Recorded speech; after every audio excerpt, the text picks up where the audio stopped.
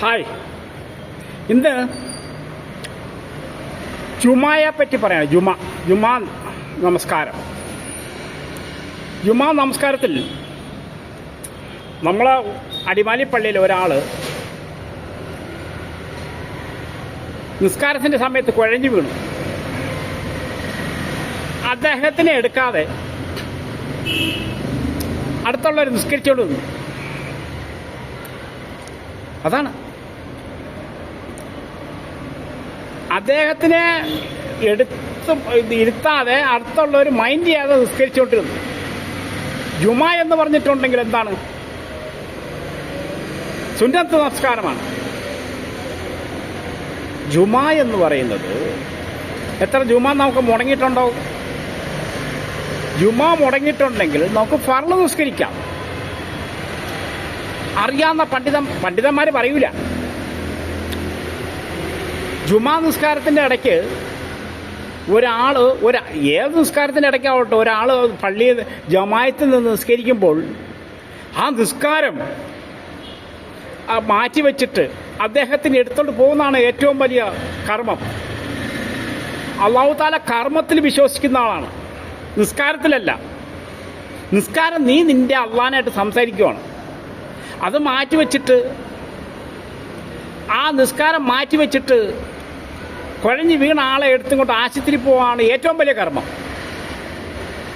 ഇപ്പം നമ്മൾ ജുമാ നിസ്കാരത്തിന് പോവാ, ഒരു നായി അവിടെ കമ്പിയിൽ ഉടക്കി കിടക്കുന്നു. ആ നായിനെ നമ്മൾ രക്ഷിച്ചിട്ട് പറന്ന് നമസ്കരിച്ചിട്ടുണ്ടെങ്കിൽ അതിൻ്റെ പ്രതിഫലം വേറെയാണ്.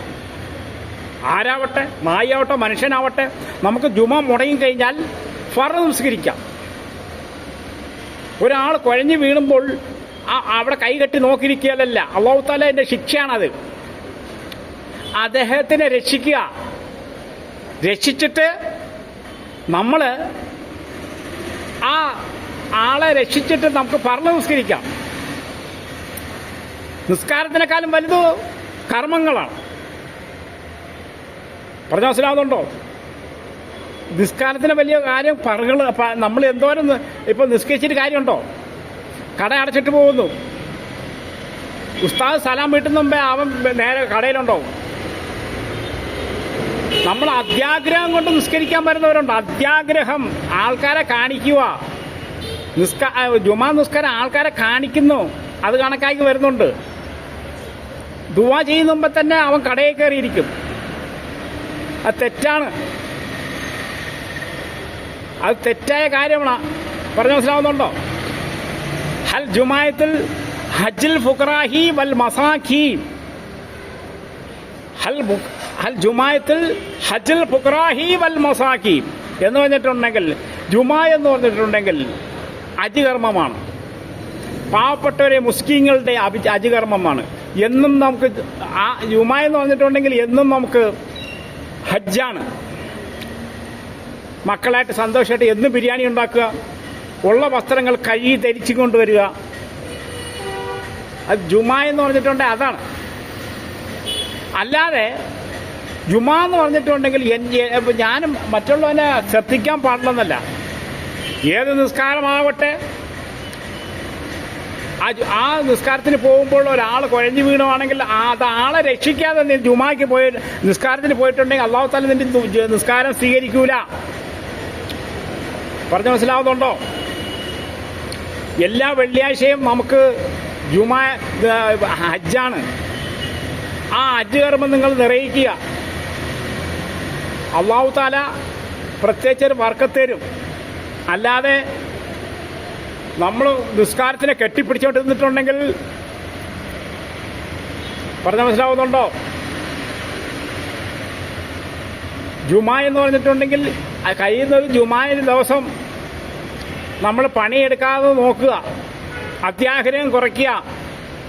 ജുമാ നിസ്കാരം എന്ന് പറഞ്ഞിട്ടുണ്ടെങ്കിൽ പൂട്ടിയിട്ടിട്ട് ഓരോരുത്തന്മാർ വേഗം കട തുറക്കാൻ നോക്കുകയാണ്.